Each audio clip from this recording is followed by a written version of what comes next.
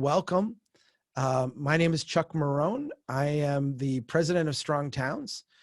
We are going to be chatting about life beyond COVID-19 and how we respond and how our communities react. I have with me right now from Pensacola, Florida, my good friend, head of the Studer group of companies, Quint Studer. Quint, welcome to the webcast.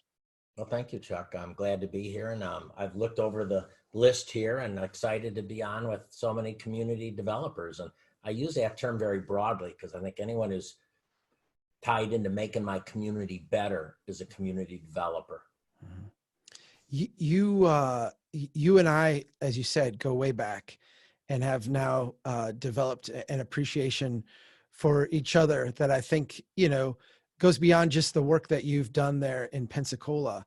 I want to let people know a little bit about your background before you get started while people are trickling in here, because yours is not a city administrator, city council, municipal government kind of background. You've acclimated yourself to that world and gotten, I think, some deep insights there, but you come at this from a little different direction. Could you give the people logging in who don't know who Quint Studer is? Maybe I've read your stuff now on Fridays at Strong Towns, but exactly what your background is and what you're working on.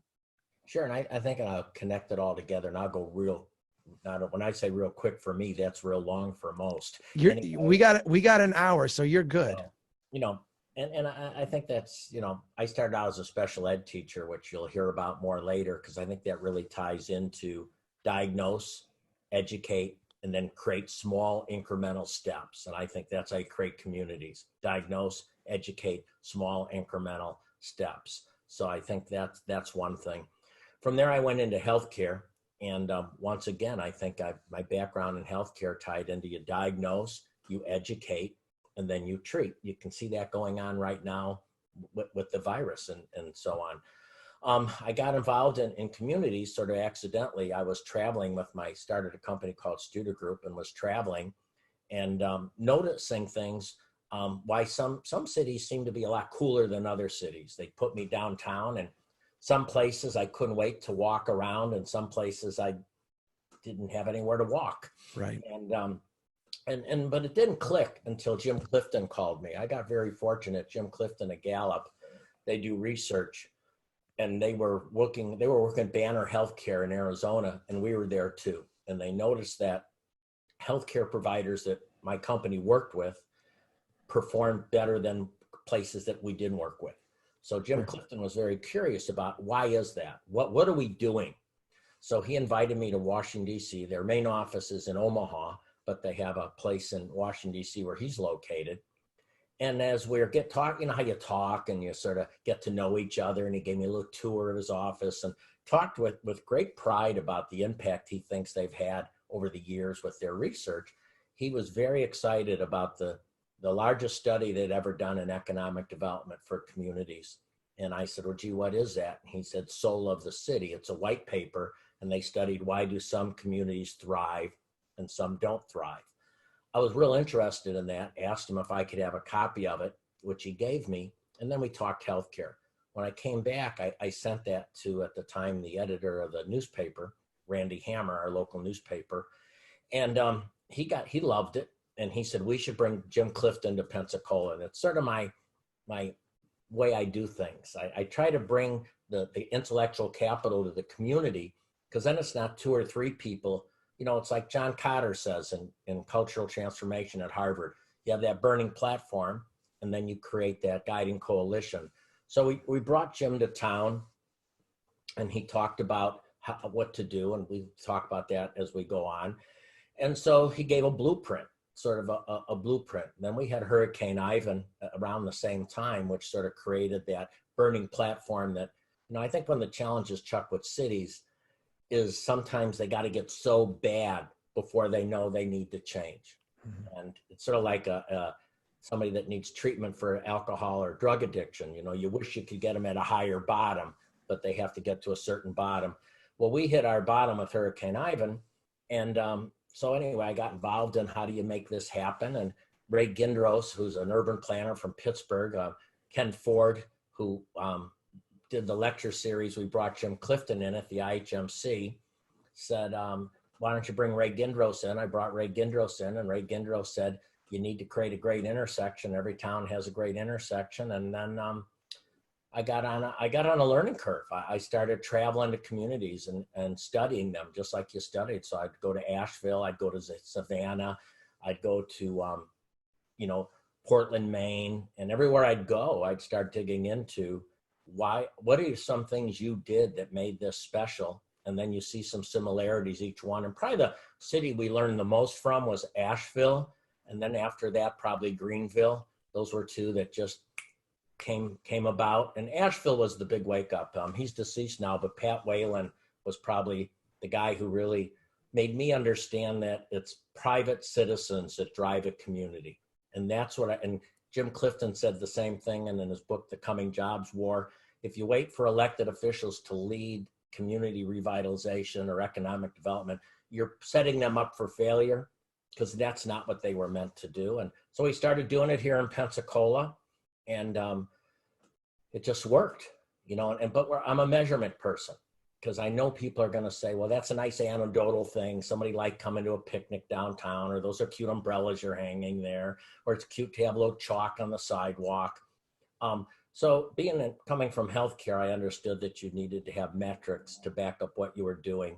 So we collected metrics, and we said from the beginning, we would move our population, we would move our assessed property value, and we'd build our private investment. So our population's been going up around 6%. Our assessed property value has gone up 34%. Private investment is 67%. We also measure, I'm a big measurement person. We measure quality of life by an outside company, which has gone up 153%. We measure it every year. So we're start off with the measurement, take the measurement, look at how you educate, and then come up with a treatment. And I hate the word plan. When I became chief operating officer of a hospital in Chicago, I got rid of the planning department. I changed the name to the implementation department. And I often tell cities, if I need a step ladder and you don't have one, I'll just go get all the plans, stack them up, and climb on the top. And planning is important and vital, but you can always tell when somebody's not a good implementer because they just do another plan. And I like plan. We have Victor Dover coming on Zoom in Pensacola Monday. If anybody's ever interested, we can tell you how to get on doing a presentation on planning. So I like planning, but we got to follow it up with implementation. So I sort of got here, and then I've written leadership books in the past, and Dottie DeHart, my publicist, who's I think your publicist too, said, you should write another book. And I thought it was going to be on leadership, which ended up being my last book, Busy Leader Handbook. And she said, no, write one on a community. And there's a lot of great books, Chuck, written on communities. Mine was a little bit different because it's from not an urban planner. It's a guy that just has gone through referendums, gone through social media, tax, have all the scars that everyone out there has. When you start doing this stuff, as you know, you don't go undefeated. There's that group that's always going to be against it. And that was the hardest thing to do, is to learn to deal with some of the pushback. And I think my book talks about how to deal with pushback. Absolutely. One of the things that I'm, delighted in or a little bit proud in is when you go on Amazon, they have they have a very well-refined algorithm that says, if you like this book, you'll also like this book. And if you like Strong Towns, you're also going to like Quint Studer's books. You're also going to like the how-to, part of this, let's go get some stuff done. I was pleased when you wanted to do this with us today, because we're going through, and I think a lot of the people watching us today, and by the way, I should let people know, we're going to do an hour-long session right now where we're going to focus on Quint and Quint's ideas. We're going to come back here on Thursday at the same time and do a follow-up question and answer session. You will get an email in the interim telling you where to submit your questions. If you put some in today in the Q&A, I'll do my best, but we're really going to focus for an hour on your questions on Thursday. But I think there's a lot of apprehension right now, because a lot of places have found themselves unprepared And how can you be prepared for a global pandemic? I mean, it's one of those things that is there and sits on the outside edge of what you think about, but we don't sit and prepare every day for it. Yet we can step back and we can look and we see some cities are better positioned or better prepared than others. Some places are behind the curve. Some places are, I think ready to seize the day. I wanted to get your insights on kind of what it takes to go through something like this.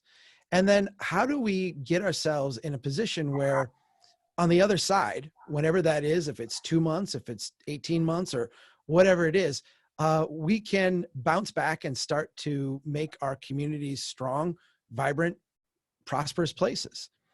I want to just give you a chance to talk about Quint in your vision here. I think anything, it's sort of like businesses. If you don't have the trust already built up, you're not going to build it up now. So trust takes years and months and so on. And we've been real fortunate in Pensacola because we've done something called Civicon or Civic Conversations. So Chuck, you were our first speaker that you changed the language in Pensacola. So I think it's the typical, I tell people everybody's ready to go to Webinar Anonymous right now. I don't think any baseball player will ever wear the number 19 again because everybody sort of wore out from this. But I think when you look at it, of course, basic communication. I've done a lot of webinars on leadership. Jim's, I think if anyone's looking at what to do now, study the Stockdale Paradox. That's James Collins studied it in Good to Great.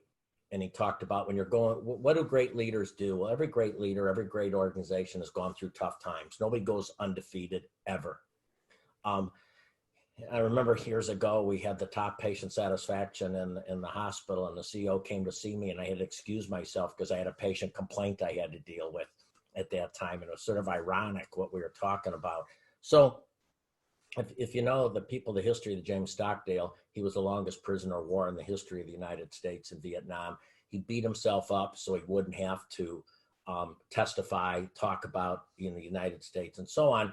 And there was a lot of suicides from our prisoners of war. I live in Pensacola and they still every year bring the prisoner of wars here every year. So James Stockdale came here every year. And what he talked about is when he looked at this Stockdale Paradox, that you always need to be hopeful. And you always need to keep in perspective. You always know that you'll get through it, but then you have to have the harsh reality, deal with the harsh reality. And it's like my companies. I own 3 companies. We've told everyone that we'll get through this, but we're not sure we'll have the same amount of employees when we're done. We're not sure we'll be doing the same things when we're done. So I think it's that hope, and it's not just sound bites. I think people get real tired of sound bites. We'll get through this. I've done enough Winston Churchill talks now, and I like Winston Churchill, but they want to know what are the actions we're going to do to get through this. So I think one of the things that we've been really bold on is there's no excuse for a person to get out of this not being better, not being a better leader, not having better skills. So that's the first focus. What are you doing as an individual? Because we're all individuals. So what are you doing as an individual? Right before this webinar, Chuck, we just had another 300 people go through a training program on leading in unprecedented times. And we did 300 because we had 400 last time. So what are you doing to build your skill set?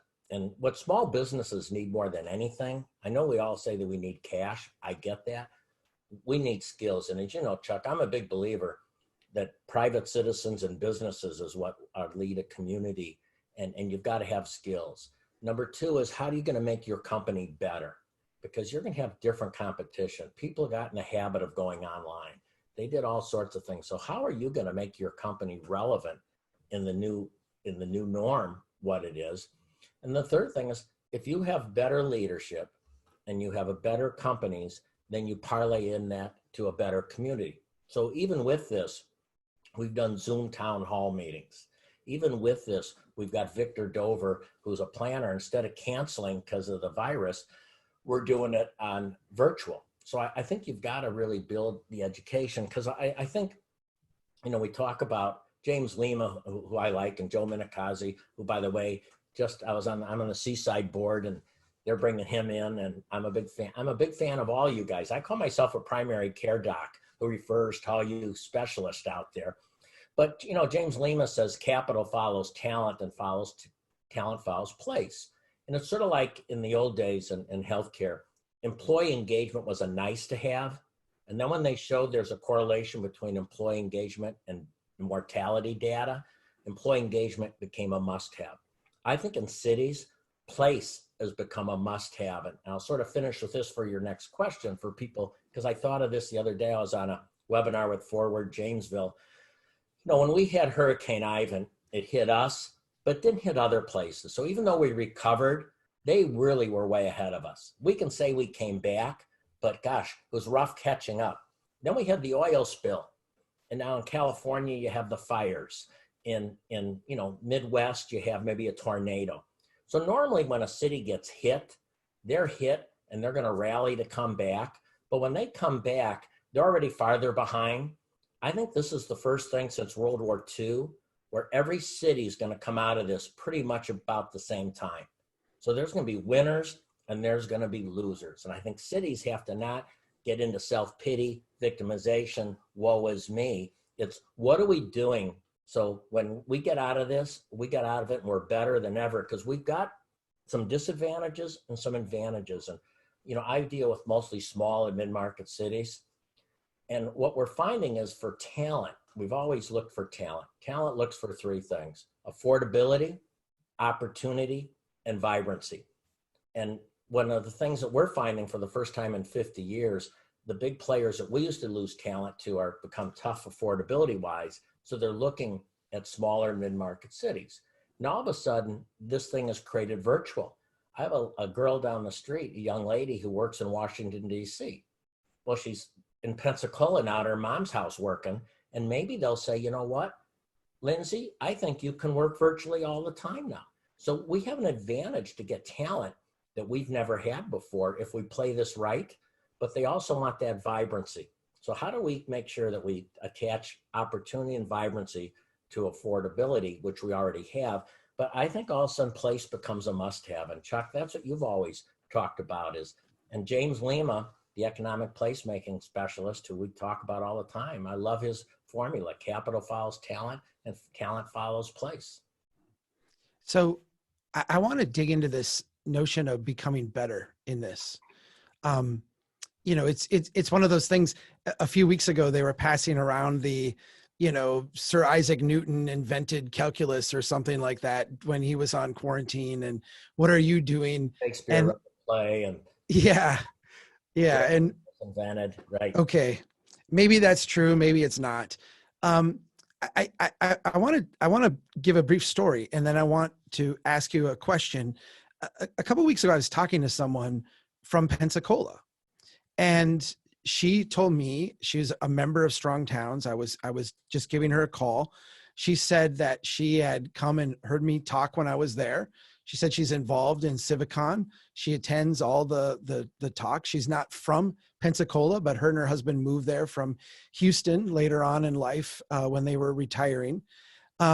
She wants to be involved in the community. She thinks community is great. She didn't know you. She knew who you were, but didn't know you personally. Didn't know some of the other people I knew there. And I found it interesting just how deep the bench is that you've built in this community, where you have, and I've been there for the Civicon events and some of the other things that have happened there that you've been involved in. Some of you haven't been directly involved, where you're getting not dozens of people show up, but hundreds of people at a time show up to events to hear information, to share ideas, to be part of a discussion. When you're doing a thing streaming online, we're having hundreds of people watching it simultaneously from their homes while there's hundreds of people there. I want you to walk us through the idea of maybe even how we start from nothing and get to that point. Because I think there's a sense amongst some maybe that, okay, we don't have the social capital here. We're entering this COVID-19 crisis very fragile. Our neighbors don't know each other. We don't have a vision. We don't have a place. You didn't start from calling a meeting and having hundreds of people show up. You started from somewhere else and have built a very deep bench there. how does this happen? And I think more importantly, how would a community that felt they were on the very poor end of that get started, even in a time like this? Sure. Well, I think and we're going to go, I think you have different circles and you have different circles of people, whether it's young group, so on. So we sort of work in four circles.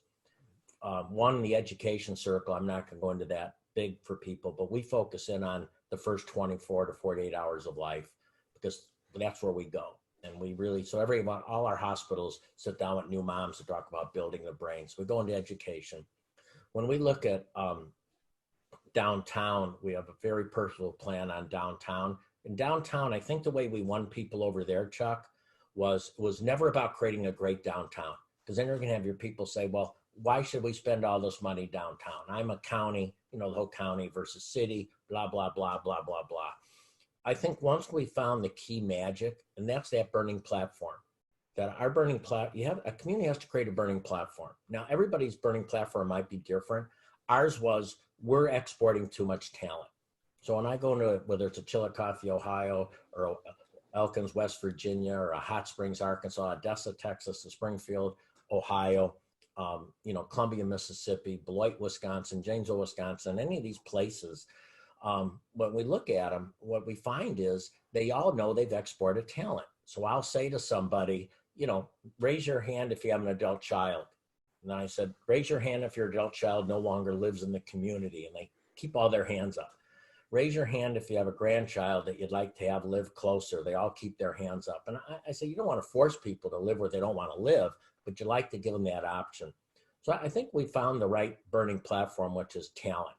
Then and I'll get to your question, we get to tactics. Yeah, you're good. So we call things tactics, not goals. So downtown is a tactic. Then we got into two different groups, which I think are both very important. Your group we really hit were the small business people. So I think 6-7 years ago, we started doing training of small businesses. And because that was my background in healthcare a lot, we did something like, how to hire better, how to find talent better. And we found that people showed up.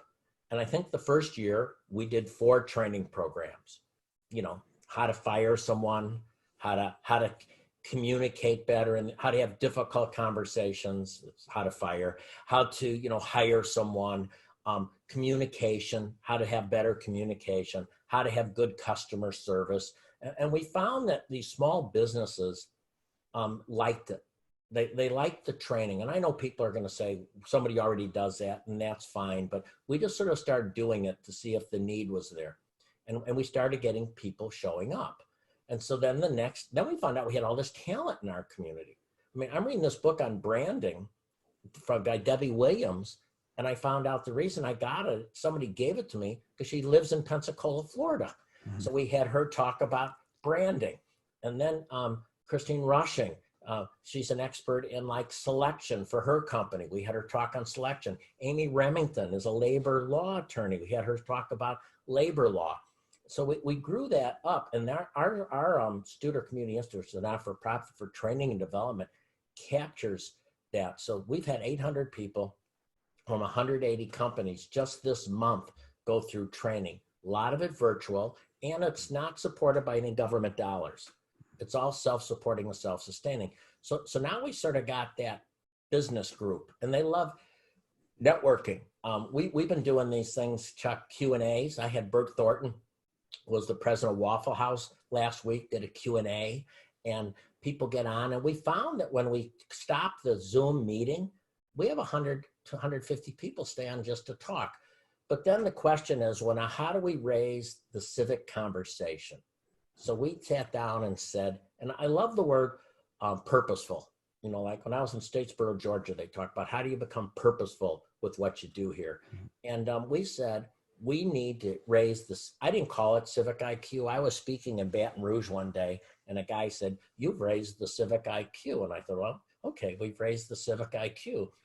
So Christian Wagley, who had been involved in this organization called Sustainable Cities, and I got to know Christian because anytime we were going to cut down a tree, we'd call Christian because we knew if we cut down a tree, it was going to be an emotional thing in our community. And we wanted to know, how serious is this? Because when we put a building up, we just had to move some trees, and we try to do it well. But Christian would sort of be my, my guy who would tell me this. And I got to know Christian, and I liked him a lot. And he started educating me on things like walkability. I mean, he ruined all my walks, because now when I go to a crosswalk, I want to know how many seconds it should take me to walk across. I look at lanes differently. I look at sidewalks. You get this knowledge like you did. I can't walk by an empty lot now without thinking about you, Chuck, on infill project or things like that. I've cursed many people's lives. I feel guilt about that. So we sat down, a group of us sat down with Christian Wagley, and we said, we want to educate our community. Let's talk about who can we bring in here to educate the community. And in my book, Building a Vibrant Community, I talk about the fact that there's a real hunger today for community. There's a hunger for conversation. And you'd be surprised. When I was in Springfield, Ohio, it was a real cold, damp day, and I spent the whole day doing a workshop. And that night, I'm going to the city council meeting to talk about creating a vibrant community. It's snowy, it's sleety. I'm already preparing myself for the movie Spinal Tap, where the guys at the end are playing to 12 people. And I'm thinking, I'm going to go to this thing, and there's going to be no one there but some people that showed up because they didn't know I was the topic. And we walked in, and the place was mobbed, and there was standing room only. And the mayor looked at me and said, my gosh, we haven't had this many people here since the roundabout conversation. So if you want to get people to show up, just tell them it's about roundabout. But I went and I spoke, and it hit a chord. And it hit a chord with people. They want to be involved, but they don't know how. So we asked him to get people, and we just got lucky. We brought you in. We didn't know if the hunger was there. You don't know. You got to test the waters. And so we're very, very fortunate. One of the things that's hurt most communities today is they don't have a paper that covers their local activities. We have a great newspaper here called the Pensacola News Journal, and a best editor in the world called Lisa Nielsen Savage. And so she comes in, and so she interviews you, Kevin Robinson, and they do a story. And we're just wondering how many people are going to show up. Well, our building seats 275 people. So we had 275 tickets out there. And then we said, well, this is wow, he's going to draw a lot of people. He must be somebody. And let's see, we might as well put it on like live FaceTime for the people that can't make it. And 5,000 people turned into live FaceTime. And it worked so well, but people also like the sense of neighborhood. So then we brought in Bob Graham to talk about citizenship. We brought in James Fallows to talk about his studies from our towns. We brought in Jeff Speck on walkability, Donald Shoup on parking, Michael Pride on safety in neighborhoods, Emily Talon on social equity. So we just created this faculty. And what's wonderful about it is they want to do it. These aren't high-priced speakers that want to, they want to do it because they in their hearts, they want to make a difference and create a better quality life for people in our community. So I think we've raised the civic IQ. And once you raise the civic IQ, they start asking better questions. We just, our city that went and hired a complete streets person. We just took a 4-lane highway, Chuck, that went downtown called Spring Street. And today it's 2 lanes with a whole bunch of new parking that we didn't have before. Michael Pride talked about your crosswalks are too wide. So we have just found that once you raise the civic IQ, and probably we've had win after win. One of the wins we had is because we're in a Navy town, the Navy and the county were like changing 600 acres. Like, you take this 600, we'll take our 600. And the first thing, of course, somebody says, let's create a commerce park to go next to the other empty commerce park. So somebody said, well, then the community says, well, wait a minute, maybe we need a commerce park, but maybe we don't. Why don't we do some diagnosis first? And then Navy Federal came along, who's got a big office complex there, and said, well, wait, this is right next to our place. Why don't we bring in a planner? So they're bringing in DPZ, Joe Minicazzi, who people heard at CivicCon. Now he builds credibility. So he comes in. So I think the other thing these CivicCon speakers have done, Chuck, is, whenever a city, I feel bad for him, because we had Tom Murphy in from Pittsburgh talk about public-private partnerships.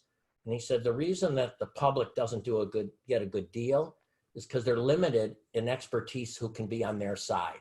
And, I feel bad for elected officials because they bring in a consultant and they get the crud beat out of them. Right. You should know this. They're just going to tell you stuff you already know. Well, maybe that's good, a second opinion. So we bring in someone like Joe Minicozzi and they say, we sort of like him. So then instead of yelling at the county for spending money on a consultant, they said, you should bring him in. Or we brought in Gina Worth and her company Scape to talk about waterfront. And they, we drove by this waterfront for 20 years and I didn't know it was so beautiful until they pointed it out to me. Right. And then they brought it. So now our community's saying to the government, we need to bring them back. So I think what you've seen is once you raise the civic IQ, it brings everyone together, and even the elected officials get more support in their decision-making because people are okay bringing an outside expert. Because I'm always amazed when I saw it in a community that didn't have the right civic IQ yet. They brought in James Lehman. The first thing the newspaper did is an editorial on how come you're paying somebody $10,000 for something we already know. Well, because we got to have a second opinion, but because they hadn't built up that credibility. So the company is Gina Worth. If you go to pnj.com/Civicon, every one of our speakers, including Chuck Marohn twice, it's a videotape that you can watch with the podcast. So we give it away. And that's the other thing. Every one of our speakers, Chuck, like, in healthcare, I know people say, you can't videotape me because I'm going to go speak other places and I don't want to lose speaking gigs. We have not had one person come to our community that said, oh no, you can't videotape me. They say, yeah, you can videotape me and you can actually put it on the website for everyone to see. So I think we're very fortunate. And I know on the chat, somebody just put up exactly where you can get all that information. It is one of these things where when you get people with a shared kind of input and background and understanding, they don't always reach the same conclusion. I mean, I think one thing important to point out here is that you've not created some utopia where everyone in Pensacola agrees on everything. But you have a similar language now for talking about things. Is that a fair way to put it? Oh, absolutely. In fact, there's a lady who wrote me a note, and it was really nice because she said, Quint, we disagree on this, but I just want you to know I still like I like so much of what you do. We're just going to disagree on this. And I think that's fine. Let's just not name call or get nasty or go anonymous. That's the other magic thing when you create a healthier community. One of the ways to do it is don't let people hide behind anonymous and generalities. One of the things we do when somebody says to me, I heard a rumor. We say, well, tell me who told you. Well, I can't tell you. Then we're not going to deal with it. So I think making people carry their own messages is also really, really vital for creating a healthy culture. I want to ask you a little bit about small businesses right now. And this is, I think this is a tough conversation. So I'm going to say this and be the bad guy, and then I'll let you either walk it back or explain what I'm going to say in a little bit better way. It does seem like regardless of what we do right now as a community, as local governments, as interested citizens, that a certain percentage of our businesses are likely to go away. Obviously, the longer this goes on, the COVID-19 stay at home in Minnesota here, ours is extended through mid-May. It may extend a little bit longer after that. Who knows? We don't really know. And when things open up again, how many people will go out? One of my favorite things is to go to the movies. How many people are going to go out and go to the movies, in June or July? How many people are going to go out to restaurants? How are those restaurants going to be configured? Is the number of tables they'll have now in a different configuration enough to cash flow the debt and the fixed costs they have? There's a whole lot of things here to be worked out. And when I step back and look at it, it's apparent to me that some of these businesses will not survive. I've had some local leaders contact me from different cities and say, what do we do? Can we go in and give these places money? Can we go in and support them? Should we be, as a government or as a community, like loaning them money and just giving them grants to keep them around? And my response has been, I would focus as a community more on how quick can you recover than how to keep everything you've got from falling apart in this wave. I want you to push back on that or take that where you will. I think the underlying question is, what do we do with our small business community now? The group that is not getting the hedge fund bailouts and not getting the corporate bailouts and not having their securities sold on a secondary market and bought up by the Federal Reserve, the retailers that are struggling today. What do we do right now that we're in the middle of this thing and it looks like a lot of them are not going to make it? Well, I think I think there's just like when we go into a community, there's no cookie cutter. Mm-hmm. There's no, this is your corner, or this is that. When you're in Stuart, Florida, they got a great downtown. They got to do something to create talent. So I think when I've looked at some of the local community stuff, it's not big dollars. It's $2,500 or $5,000 for a small business and things like that. So I think the businesses just want to know that you're trying to help us just locally. I always get a kick out of, when we pay taxes, Chuck, and then an elected official gives us some of our taxes back and we thank them. But so I don't mind local small businesses getting some of these tax dollars back. So when you look at the payroll protection plan, it's pretty much saying, we'll give you 8 weeks here. Now, we didn't get it. We got it for some of our businesses, but we can get it for our shops that have 60 employees, for example. I think the real question, though, is, and I think you're going to lose 20 to maybe 40% of small businesses because it's all about cash. And if I don't have the cash to carry me through, I just can't make it. So I think the key question is, show us your plan that's going to make your cash flow work. So let's look at it. Now, if I told you, Chuck, when we were off the air, maybe we were on it, we have some office space. And of course, we get people that say, whoa, can we not pay you rent? And we say, well, before we have that discussion, share your financials. Ironically, since we said that, everyone's paid us rent. So, and it's a true story. Everybody sort of paid, but we're willing to work with people. We did one agreement with a small little tenant that's $400 a month, and we're working on an agreement. But it's not a forgiveness. It's we'll extend your lease so you can pay on the back end. It's talk a little bit about. I just want to have you clarify that, because I think there's a lot of people listening that are not financial people who what you just said glossed them by. You said, show us your financials. Why are you asking for their financials? What are you going to see in there that would have a rendering on whether you would extend their rent or go for it? Sustainability. Mm-hmm. I mean, let's not keep digging a hole. So, for example, we have businesses that don't make it. We have people that drop in to see me in Pensacola because they say, Quint, if I just need this one payroll, and if I can make this payroll, I'm close. Most of the time, they're not close.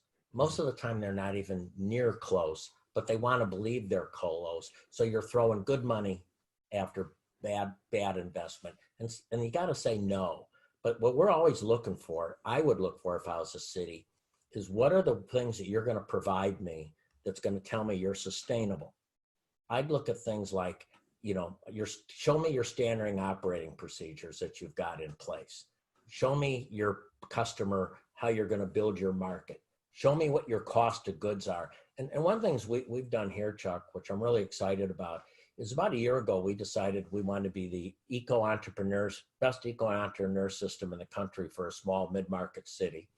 And we sent a guy out named DC Reeves, and he went to Madison, Wisconsin, and Beloit, Wisconsin, and he gained a lot of weight, by the way, doing this whole Wisconsin trip. A lot of cheese and butter. Milwaukee, was in Milwaukee for a while. And actually, we're working with a company out of Minneapolis, too, and an accelerator called G Beta.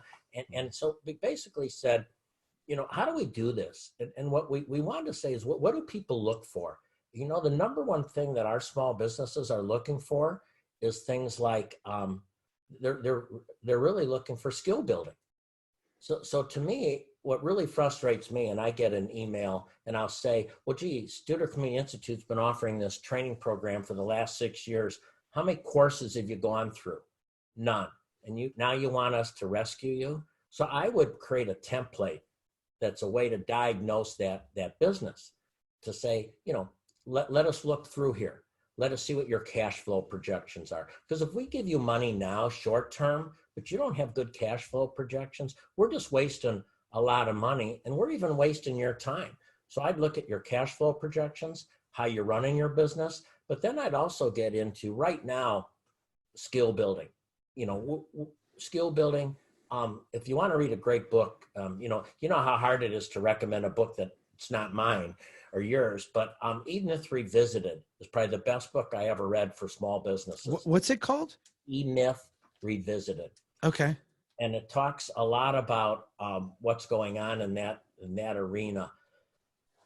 Because what it shows is 80% of small businesses won't make it a year. And those that do, 80% of them will make it 5. And they don't make it for some very specific reasons.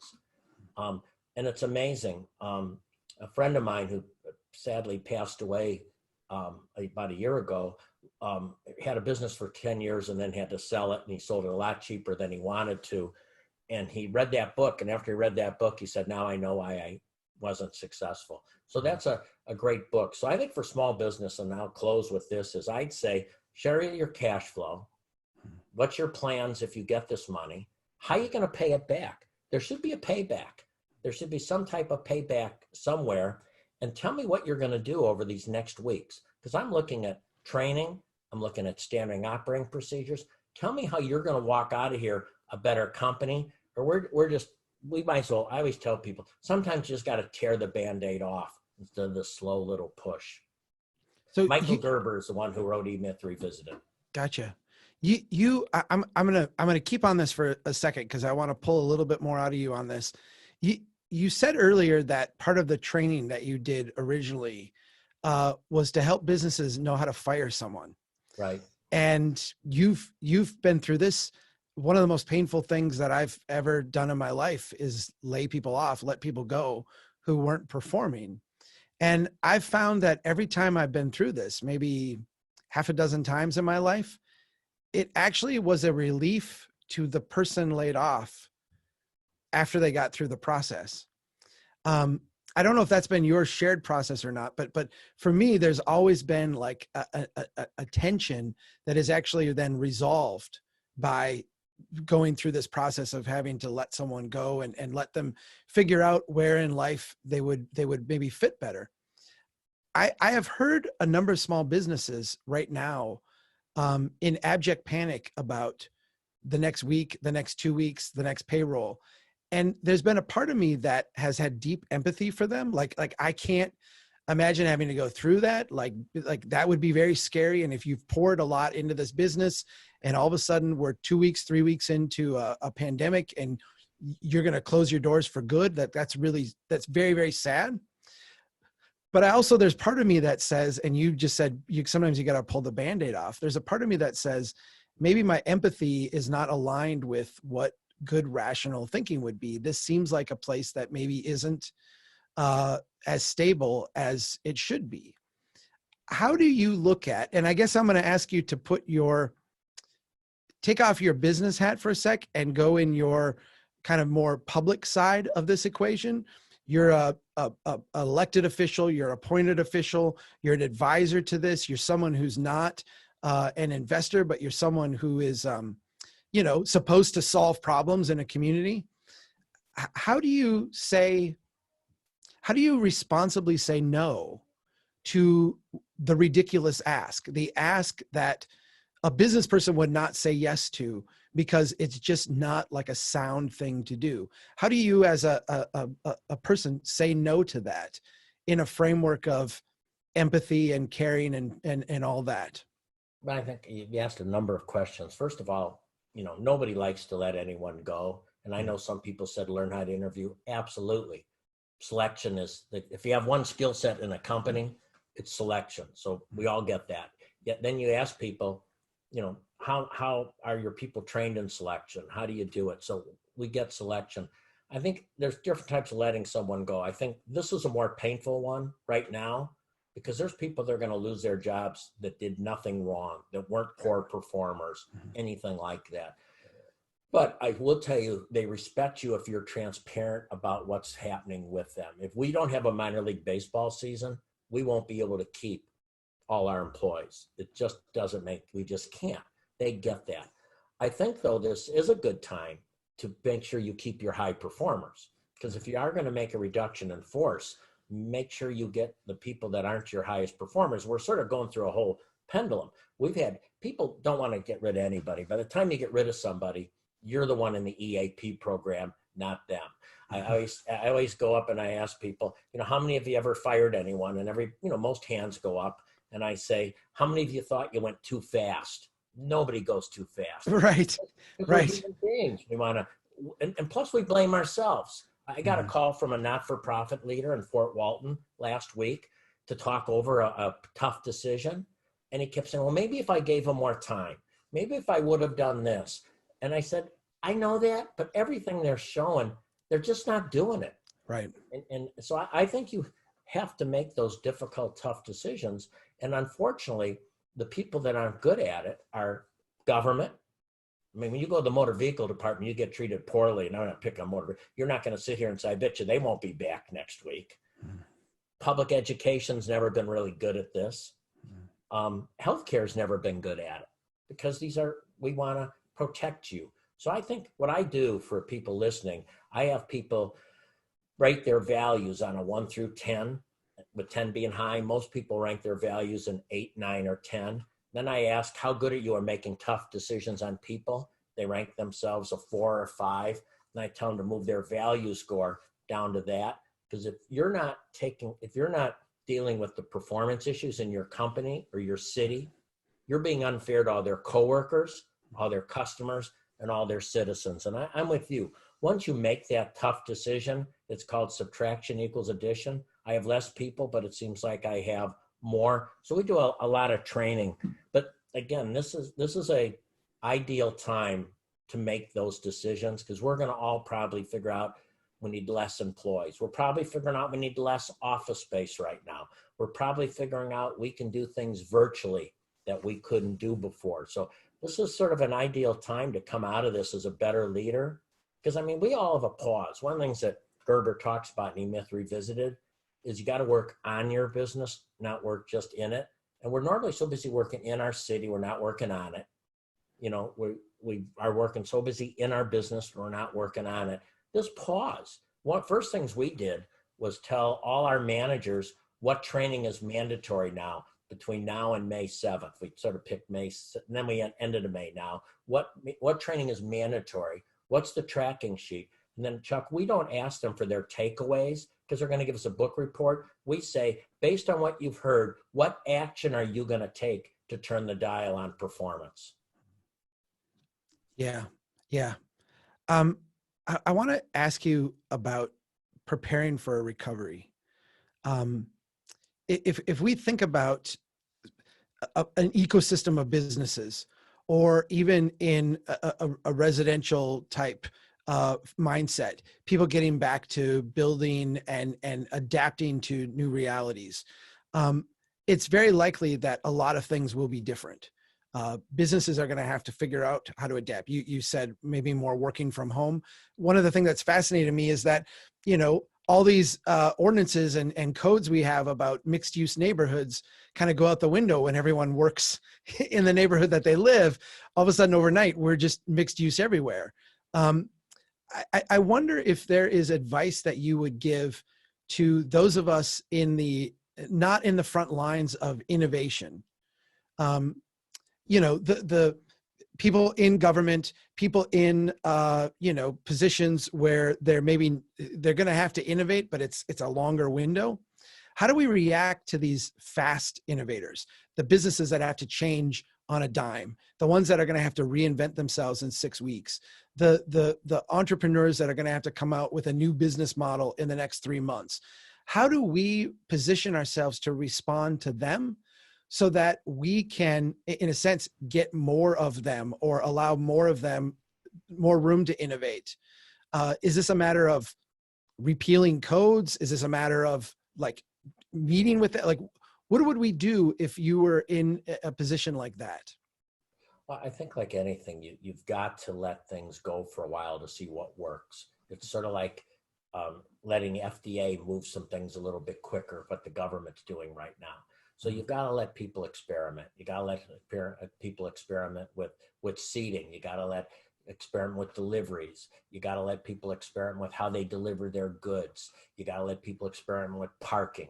You got to let people experiment. And, you know, one of the things that always hits me, Chuck, when you did your program in Plano, how you were showing how they took angled parking spots and restaurants could improve their outdoor seating. So right now what we're hearing is people are coming out and saying, we're worried about indoor seating, but you can sit outside more. Well, then we've got to change. I was in Manhattan, and in Manhattan, they took 2 parallel parking spots a restaurant did, put some planters and put tables. They did this in Manhattan. I don't think I could get away with this in Pensacola, Florida right now. So what I'm saying is it's sort of amazing that they do this in Manhattan. We're doing drive-through this Sunday. We're doing a drive-through farmer's market. Now, so I think you've got to let things go a little bit. How are we going to take some of these streets and let people put seating? If outdoor seating's, we're very fortunate, we're going into the summer and the spring. If outdoor seating's the way to go for restaurants, then let them spread out. Let them put tables on the side. You know, we go through this deal, like we have to have your tables here and like this giant place to walk through. Maybe not. Maybe you can walk through. You know, when I'm in New York, I sort of, you know, wiggle on the outside a little bit. And I'm just amazed at the flexibility. And I think great cities are flexible. Great cities are experimental. Great cities let things happen to see, does it work or doesn't it work? I want to ask you a final question here before we follow up with a little bit of instruction for next week. You brought up at one point the metrics that you use. Yes. And I think it's interesting because a lot of times in government, we measure process. And a lot of times in business too. I mean, we wind up measuring process as opposed to outcome. I think in a big macro sense, like GDP is really a measurement of transactions as opposed to wealth creation or productivity. If we go down to the local level, traffic flow, number of permits processed, these are all measurements of the amount of, in a sense, churn in the system as opposed to the quality of the output. Can you talk a little bit about the metrics that you use and why have you, you know, what makes a good metric? If I'm thinking about trying to solve a problem, what makes a good metric and how does that distinguish from one that is not going to be helpful to me in the long run? Well, I think we get confused with activity means results. I mean, I keep hearing, well, Quint, even though we're not making any revenue, I'm busier than ever, but eventually we can't pay you unless you get a paycheck that says busy instead of dollars. So I think when we look at metrics, it's sort of like, again, I go back to whether it's you're in special ed and you're measuring can that child be independent or not, which is what the big driver was there. In healthcare, you're measuring different metrics. I think when we got into the cities, I think cities have dashboards, but they're going to measure good things for the city, but it's not everything in the community. According to the University of Chicago, the #1 measurement of economic stability long-term in a city is kindergarten readiness. Now, does everybody in the community know kindergarten readiness? Because that's according to John List, the chair of the economics department at the University of Chicago. So we took and we looked at what are the 16 or 17 key metrics that we want to drive. Median income. I want to grow pay because if I get more pay, I get discretionary income. So once you do that, then you can create tactics. And so for the things we created, if you're going to raise the salaries, then we created a covenant community, which means that you should hire local people because that dollar turns 7 times. That's one measurement, our dashboard. A second measurement we created, which if people write me Quint at quintstuder.com, we'll send it and we'll help them do it, is we create a vibrant community assessment. So the question is, you ask your community on a 1 through 10, 10 being young people never want to leave, One meaning, our young people would like to get out of high school early just to get out of this place. How do you rank your vibrancy from downtown to education to ease of creating a small business? That's the second measurement. And I think the other measurements have been vital for us is the quality of life. People say, well, we can't measure quality of life. Sure you can. People have done it. This company called Mason-Dixon, which is a B+ rated measurement firm, measures quality of life. So in 2008, that was a big turning point here. We brought in Mason-Dixon, Larry Harris, who we work with all the time, and we asked the people. And one of the questions is your community moving in the right direction or not? It's sort of like in customer service, Frederick Reigold will tell you the key question is likelihood of recommending. To me, in cities is, are we moving in the right direction? And only 26 or 27% of the people thought we were moving in the right direction. That was a wake-up call. So those are the measurements. You have your basic dashboard, you have sort of your vibrancy measurement, and then the quality of life measurement. When you lay those together, you end up with some very clear tactics, and they're not fancy tactics. I think the other thing, Chuck, people try to do too many things. That the scope is so wide, we're going to say world hunger, we're going to do this, we're going to do that. When people said, how are we going to get kids ready for kindergarten? I said, let's just get their mom educated before they leave the hospital. And we now have peer-reviewed research from the University of Chicago says that we're turning the dial. So I think measurement is what I find when I go to community, that's what's missing. So you're dealing with a whole bunch of anecdotal personalities that can't look at the measurement. So we believe that's where it starts, with a very good dashboard, vibrant community assessment, and a quality of life survey. It is always so refreshing to have a chance to talk to you. I have to admit, I felt very bad this week when it started because we were supposed to be together tomorrow. I was looking forward to having dinner with you and chatting in person. And then Thursday and Friday, we were going to host a big party and a celebration in Pensacola. I'm hoping we can do that at some point in the near future, but it's nice to talk to you either way.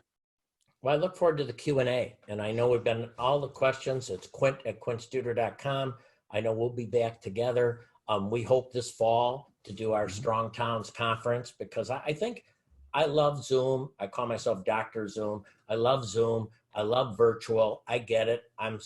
It's made for me, a lazy type guy. But I also think there's energy. And what you've, Chuck, done is you've created a movement. And I want to thank you, because I think we're making progress in Pensacola, but you came in and put it in a really revved up the civic IQ component. And I've seen it wherever you've been. And I'm just thrilled for you, for your book. And what you've done is you've improved the quality of life for thousands of people throughout the United States. And I want to thank you for that. Well, thank you. That's very kind. And as Just someone here, just so you know. I was hoping I could get you to do that. Chuck Marohn. I wore my Quints t-shirt here. I love you. Thank you. No, as one of my mentors and people I most admire, I deeply appreciate that. Everybody listening, know you will be getting a follow-up email that will have the details for where to go and put your questions in. Thursday at the same bat time, same bat place, we will be getting back together again, and I will be forwarding your questions on to Quint Studer, and you can ask them here as well, and we'll try to take some of those live. So Quint, thank you for the time. Please be safe, take care, and we'll talk to you again in 48 hours. Thank you very much. Appreciate everyone. Love you. Thank you. Bye-bye.